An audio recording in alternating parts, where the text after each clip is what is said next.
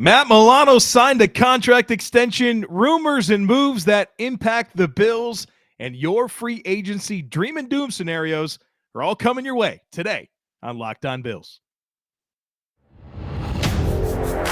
You are Locked On Bills, your daily Buffalo Bills podcast. Part of the Locked On Podcast Network, your team every day.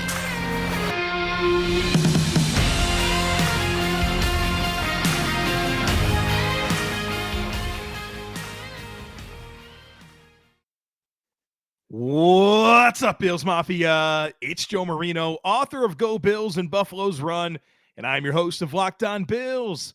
Happy whatever day you're listening to this, and thank you for making Locked On Bills your first listen every day. And as a reminder to you, we are free and available on all platforms, including YouTube.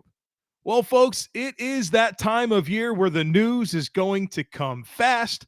It's going to come often, and we're going to have a lot to talk about here on this podcast. And that got started on Sunday when the Buffalo Bills announced a contract extension for linebacker Matt Milano. So we're going to talk about that, the restructured contract of Tim Settle, some of the rumors out there about the Bills and what they could do this week, some of the moves that have already happened that impact the Bills. And then we're going to close things out by talking through some of your dream and doomsday scenarios for the Buffalo Bills as it relates to free agency. We have some really fun listener, consumer submitted items to get into. Real quick, if you will, before we dive fully into the podcast today, I would love to take a quick opportunity at the top of the show to let you know that my latest book, Buffalo's Run, is now available. It's a book all about the 2022 Buffalo Bills.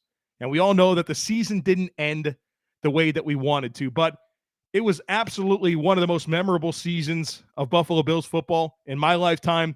Tons of adversity, tons of ups and downs, tons of historic moments, and I wrote an entire book about it. It's 160 pages, a chapter on every game, chapter on the offseason.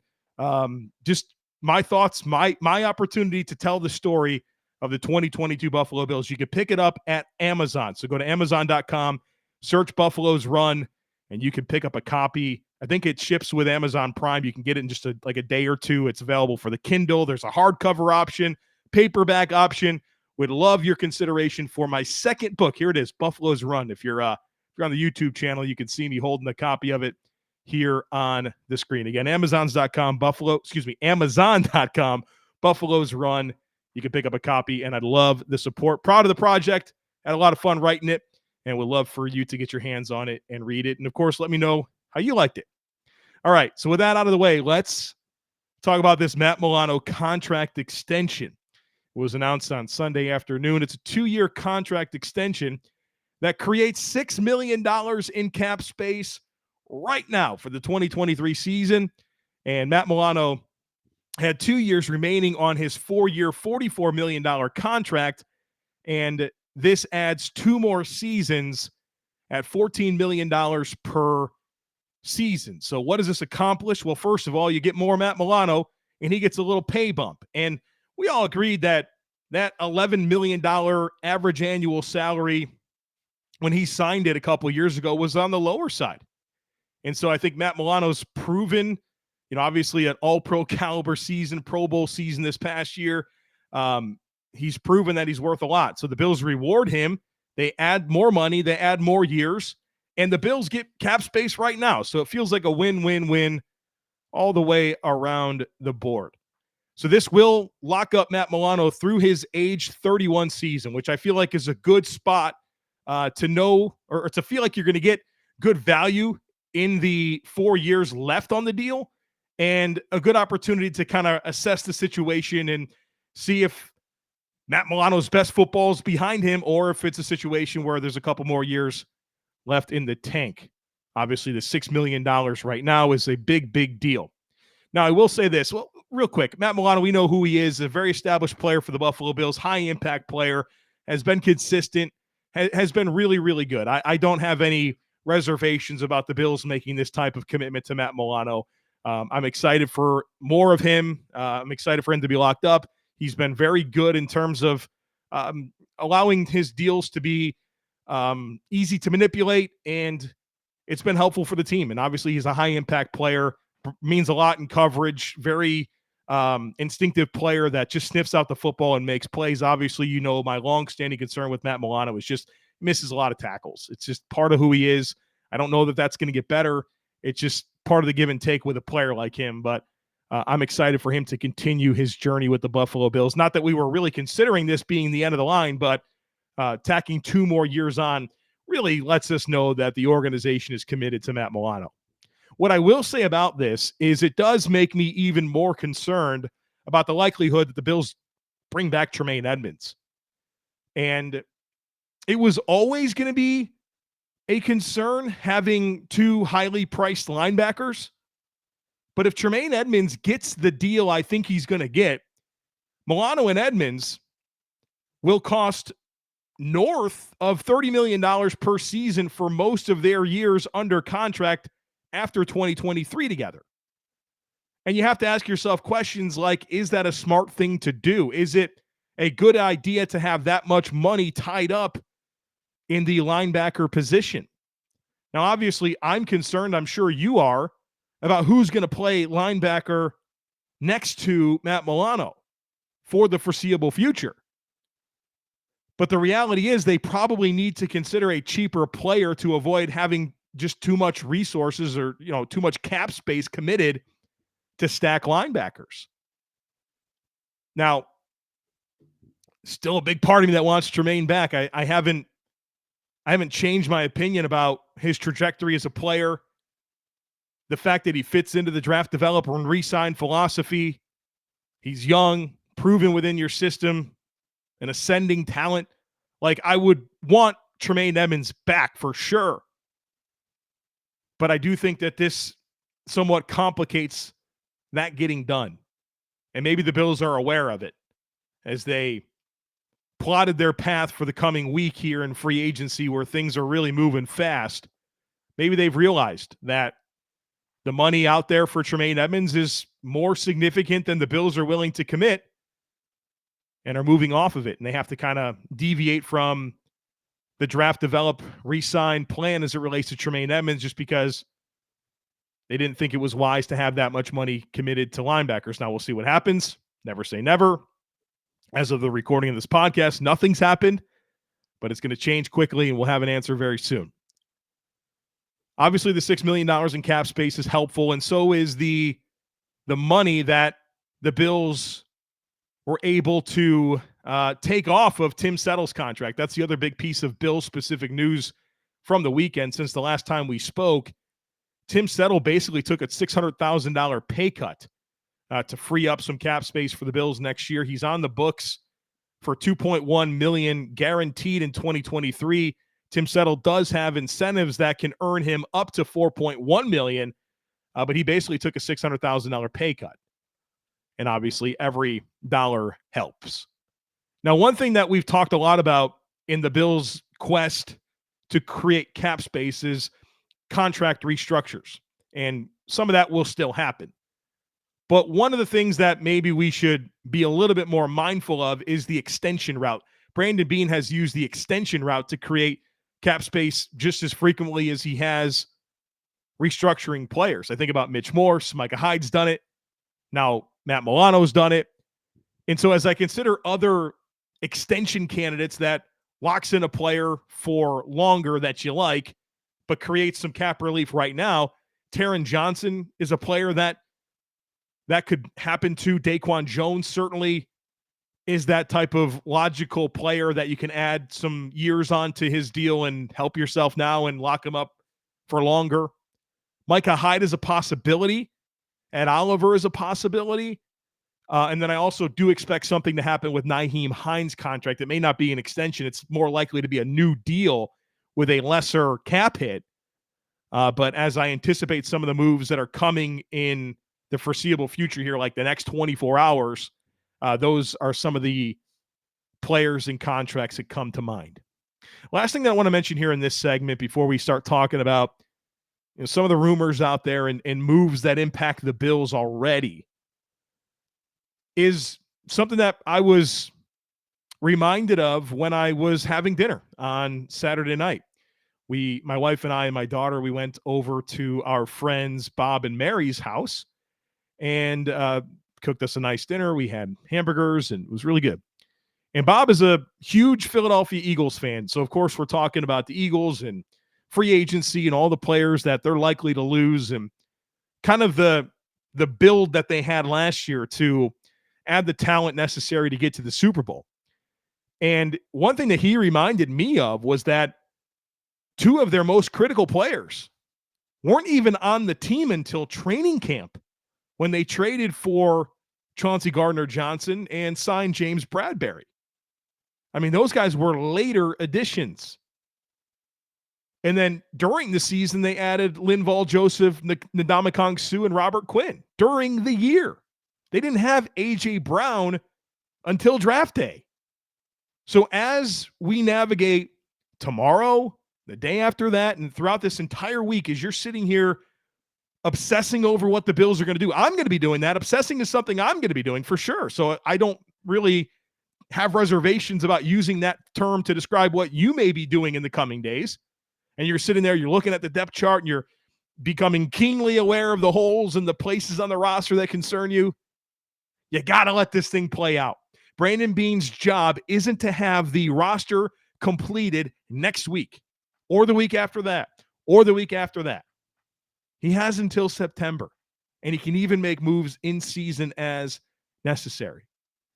So as all this posturing is happening for, who's going to be that team that should be the favorite in the AFC East and in the AFC and in the NFL in general, just remember, it doesn't have to be perfect tomorrow. Let it play out. Let's see what it looks like when all the puzzle pieces come together. Of course, we're going to talk about it on this podcast. We're going to get through the whole thing. We're going to take it in stride. But let's also just keep in mind that there's a lot of time for this to play out and for Brandon Beane to make the moves necessary to get this team where it needs to go. Hey, maybe you like roster construction like me. Then you got to try out Ultimate Football GM, who is the sponsor of today's podcast. Ultimate Football GM, you've heard me talk about this mobile game app, and if you've ever thought you'd make a good GM, then you got to give this game a try. It's not as easy as you might think to try to create a dynasty. When you play Ultimate Football GM, you get control and manage every strategic aspect of your team as you play through the seasons, and you lead your team to glory by trying to build a historic dynasty. You guys know I love roster construction and team building, so this game has been really fun for me, and I think it will be for you too with Ultimate Football GM. You're responsible for controlling the destiny of your franchise by hiring the right coaches, managing the finances, negotiating players' salaries and terms of deals. You got to get through free agency, the draft, injuries happen, right? You got to make personnel decisions. There's going to be issues, all the ups and downs of a season in a challenging and realistic game world. Ultimate Football GM is completely free and playable offline, on the go, as you want and when you want to. Locked On Bills listeners get a 100% free boost to their franchise when using promo code Locked On in the game store. That's Locked On, so make sure to check it out today. To download the game, just visit ultimate-gm.com or look it up on the app stores. That's ultimate-gm.com. Ultimate Football GM, start your dynasty today.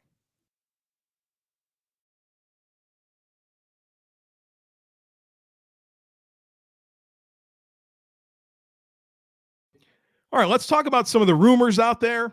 Talk about some of the moves already that impact the Bills and maybe some of the targets that I had for them in free agency. We'll start with this one. Robert Woods. He signed with the Houston Texans, a 2-year, $15.25 million deal, $10 million guaranteed. The contract can be worth up to $17 million. So the Robert Woods Buffalo reunion, not happening. And obviously I was very excited about the possibility because I think Robert Woods is exactly the type of slot receiver that the team needs. That would be the route runner, the separation guy, the ability to process and adjust. Guy to get open for Josh Allen and be that reliable target to keep him on schedule. So the Bills have to try to find that somewhere else because it won't be Robert Woods, who to my surprise, a little bit signed with the Houston Texans. You know, they got a new coaching staff, number 2 pick, talking about potentially a rookie a rookie quarterback. Not a whole lot of talent there on that football team. You know, a receiver north of 30, I'd expect him to want to sign with a team that gave him a better chance to go win. But he wanted to play for the Texans, and that's where he's at. The next rumor that I want to talk about is Derrick Henry. You guys know who that is, right? Tennessee Titans running back.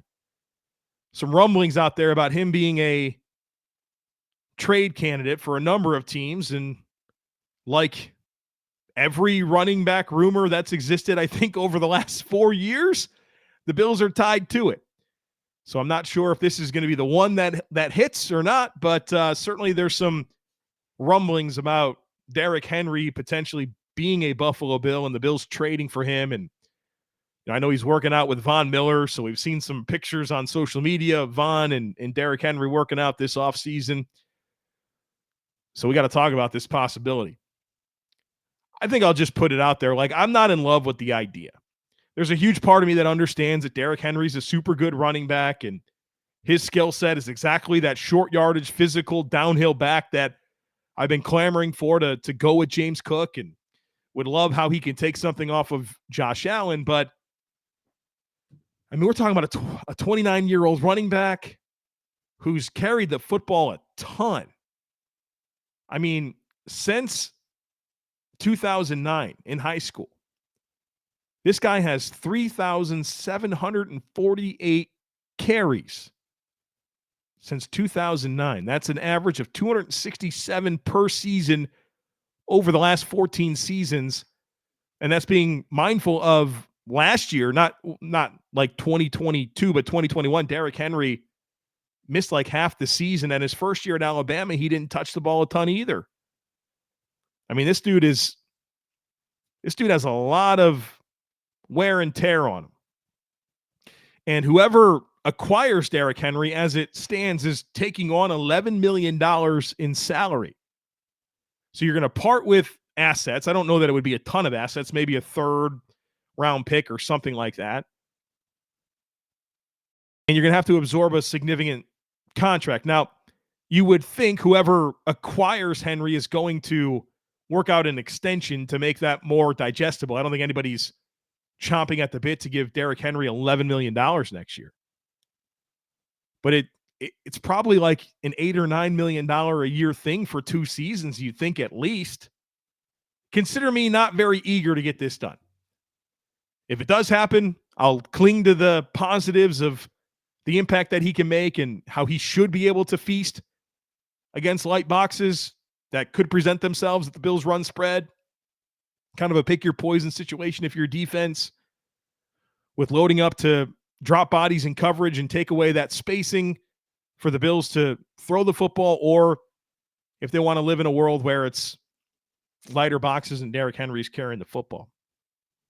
But whether it's age, contract, parting with assets, the wear and tear on him, or just this, I mean, Derrick Henry's been a really good zone runner for the Tennessee Titans. You know what the Bills have not been able to effectively run? Zone rushing concepts. They've been a better gap blocking team. So you have a team that's been better blocking one way and a running back that's been most effective running a different way. I don't know. There's a lot of concerns here. This would be something I wouldn't touch. But I recognize the possibility, and we'll react to it even more if that comes to fruition. Another rumbling out there is Odell Beckham Jr., the wide receiver. The Bills obviously linked to him last year. Didn't sign with anybody. Coming off of that ACL tear that he suffered in the Super Bowl. Missed all of last season. And then he held a private workout in Arizona on Friday, if I'm not mistaken. The Bills were one of 12 teams in attendance. The full list of teams: the Panthers, Giants, Patriots, Rams, Cardinals, 49ers, Bills, Chiefs, Vikings, Browns, Jets, and Ravens. Good amount of teams wanting to get a feel for where OBJ is at. Mike Florio of Pro Football Talk is reporting that OBJ is seeking a contract that pays him $20 million per season. Now, I don't know if anybody's going to be eager to give him that. I certainly recognize the skill set be exactly what I think the Bills need as a wide receiver too. But we are talking about a guy that has missed the last season, that hasn't quite been the same guy earlier in his career, which I guess you expect to an extent. I think he can help a team. I think the skill set's great, and if it wasn't $20 million a season, I could be interested. So I'd certainly have a limit with OBJ. It's probably in the 10 to 12 range, maybe 15. Maybe I'd go 15 if I felt really comfortable after seeing his workout, but there's no chance I'm going to be eager to give him $20 million. So there's some tension here that makes this a hard one for me, because I think the skill set is perfect for this team, but I don't like the age. I don't like the contract. And it just depends on how far he's willing to come down off that $20 million. So we'll see how that goes. I expect the Bills to be involved. Not sure if it comes to fruition. The next one is one that excites me. It's Jamaal Williams.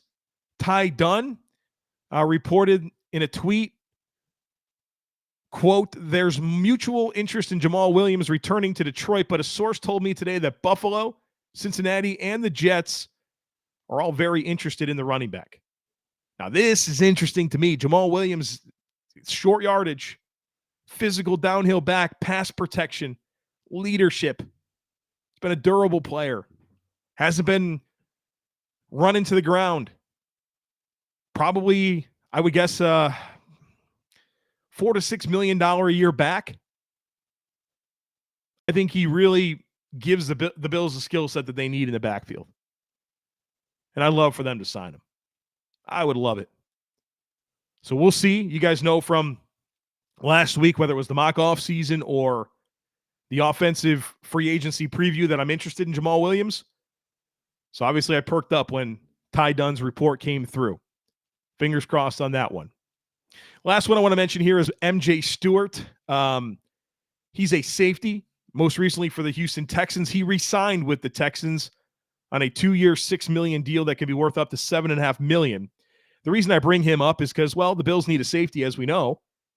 And he really emerged last season with Houston after converting from playing corner under Joe Dana, who was their safeties coach in Houston last year, who is now the Bills safeties coach. So you can naturally connect the dots there and realize that could have been a possibility. MJ Stewart, a high character guy, thought there could be a fit, but he is sticking with the Texans.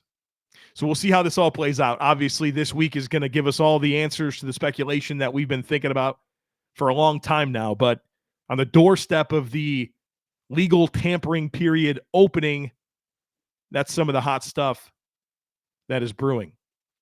All right, so in just a moment, I'm going to react to your dream and doom scenarios for the Bills in free agency. But first, I do need to tell you about FanDuel. The midway point of the NBA season is here, and now is the perfect time to download FanDuel, America's #1 sportsbook, because new customers get a no-sweat first bet up to $1,000. That's bonus bets back if your first bet doesn't win.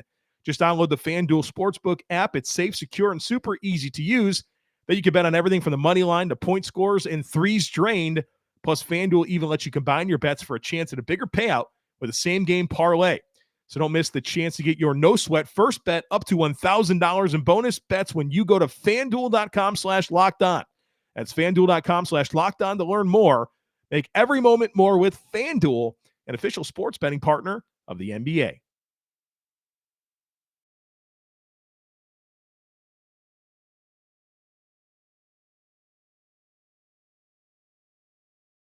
All right, folks, let's do a little dream and doomsday scenarios. I like to do this kind of right before certain events, whether it's the draft or free agency, to just get some of your very authentic, real thoughts about what could happen in the coming week. And so I've got 5 different submissions that were sent in by listeners through Twitter. And if we didn't get the Matt Milano news, we would have gotten to a few more of these, but we've got some fun ones picked out here. So let's dive into them. The first one is from James.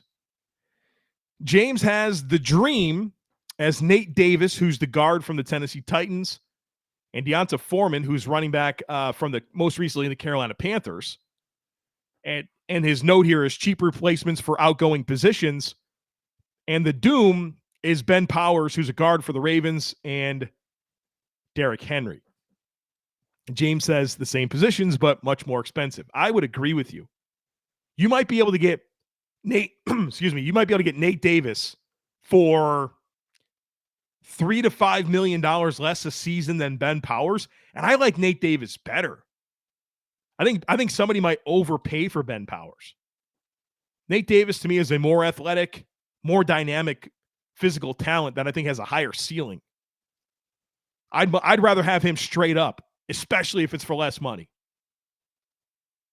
And then Deonta Foreman, what's funny about James bringing up Derrick Henry and Deonta Foreman, if you guys remember, Derrick Henry got injured for, that back half of the 2021 season. Deonta Foreman was his replacement in Tennessee, and they didn't miss a beat.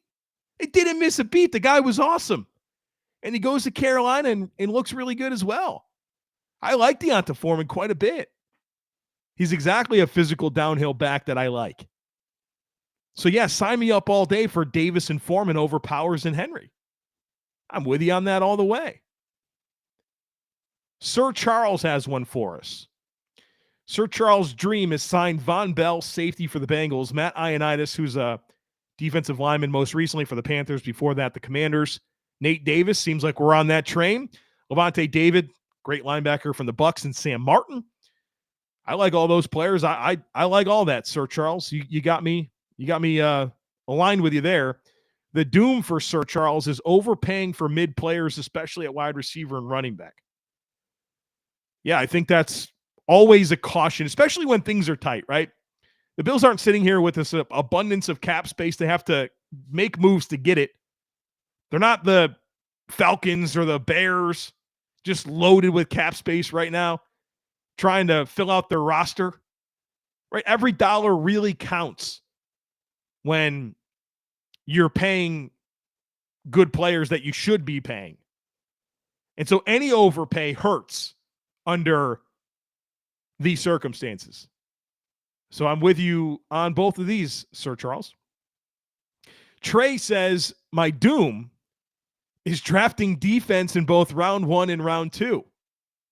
My dream for Trey is using real 2024 draft capital to move up or grab day 2 picks along the offensive line and wide receiver. I've seen a lot of this in just the social media discussion about the Bills, and even for some other teams, where there's a lot of fans that are saying, just be average on defense and load up on offense.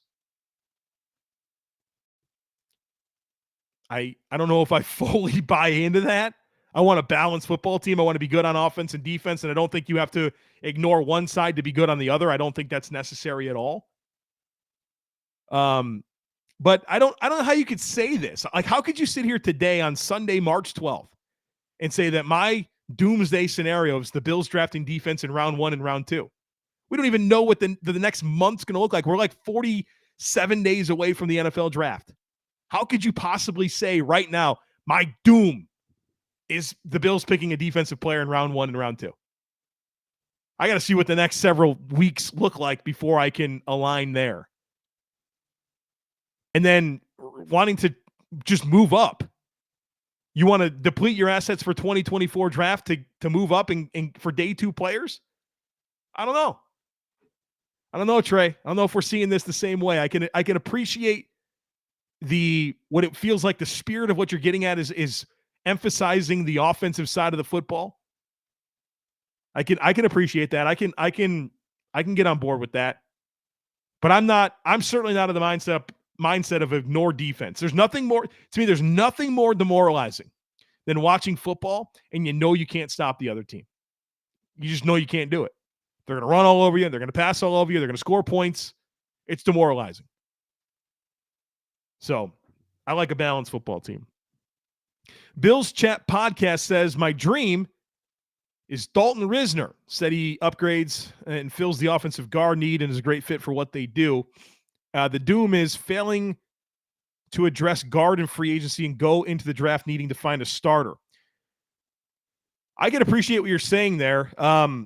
You don't want to go into any draft, especially if you're a contender like the Bills, and feel like the player that you pick with your first round pick has to be a starter. I think that's where you make mistakes. That's where, first of all, you ignore opportunities to get better players. And pigeonholing yourself like that is just in a world where the NFL draft is just completely unknown. Whether it's who's going to be available or how good the players are actually going to be. Putting yourself in a spot where you have to get a starter with your first pick at a certain position, I think that's how you really make mistakes. So from that perspective, I really can align with you. And look, do you really want to go into it with that same mentality that you have to get a starter for your offensive line at pick 27? I don't want to live in that world. Now, one thing that I would say here is that we can't forget that the Bills do have Ike Bucker. They re-signed him to a one-year deal. So at a minimum at guard right now for your starters, you have Ryan Bates and Ike Bucker. Maybe that doesn't move the needle for a lot of people, but at least you're not sitting here in a situation where there's complete unknowns as your potential starters. Now, it's going to change. The Bills are going to add talent for sure, potentially both in the free agency and the draft. But I can understand where you're coming from. I don't know that I would sit here and say that Dalton Risner's my dream. I think he's a good guard in the NFL. But I'm not losing any sleep if the Bills don't get Dalton Risner. I think they can find a sufficient answer, whether that's Nate Davis, who seems to be the guy of the day, David Edwards, former Ram, Cromer knows him, Isaac Siamalu. There's plenty of players that they could go after. Last dream and doom that we'll get to here today comes from John. John says, my dream is that we find a way to sign defensive tackle Javon Hargrave and a starting caliber guard. The doom is that we lose Edmonds with no clear replacement plan in place. I love Javon Hargrave, one of my favorite players in the entire NFL. I think he's a $20 million a year player. So if that's kind of your pivot, let's say this is how Javon Hargrave makes sense to me. You don't sign Edmonds back and you trade at Oliver. So you don't commit the 18-ish per season to Edmonds that I thought you were going to have to, and you free up 10.7 by moving on from Ed Oliver, then you can absorb the $20 million for Javon Hargrave, and you can kind of look for some economic options to fill things out elsewhere. So I think that's your path for Hargrave. I don't know that I go super long-term deal with Hargrave. I mean, he's 30? I would like a 2 to 4 year deal would be kind of what I'm looking for, maybe 3 years. But he's a friggin' good football player. I'd love to have him. And then you mentioned the doom is we lose Edmonds with no clear replacement plan in place. If the Bills move on from Tremaine Edmonds or he signs with some other team and they don't do anything significant to replace him, like it or not, that tells us that the plan's probably Terrell Bernard, which scares me a lot, as you know. And if that's the conversation we have to have, we'll have it. But I'm not having that conversation unless I have to. So we'll see there. But I would say if there's no clear replacement plan, I would assume that they really think Terrell Bernard alongside Matt Milano can get it done at linebacker. But soon enough, we won't have to speculate, right? We'll have the answers, and it's fun, right? Like, the season is fun. Playing games, preparing for games, that's fun. So is this player movement, new players added to the team, seeing the vision for blueprints across the NFL to see how these teams are going to try to get this done. It's going to be a fun week. It's going to be a fun several weeks here as there's going to be a lot of activity leading right up to the NFL draft. So it's that time of year. Make sure that you're subscribed. News is going to move fast here. This entire week, the news is going to move fast in our normal rhythm is going to be not possible. One thing I can tell you is that I'm going to be ready to respond to all of it. There's just going to have to be a point in time every day where I have to cut it off and just plan out the show, record it, and publish it. And that means that the posting times could be random, right? Because I don't want to sit on analysis as the news wire is moving fast. So just make sure you're subscribed so you don't miss anything. As always, I kindly ask that you rate, review, and share the podcast. Have a great rest of your day. Go Bills, and we're going to talk again real soon.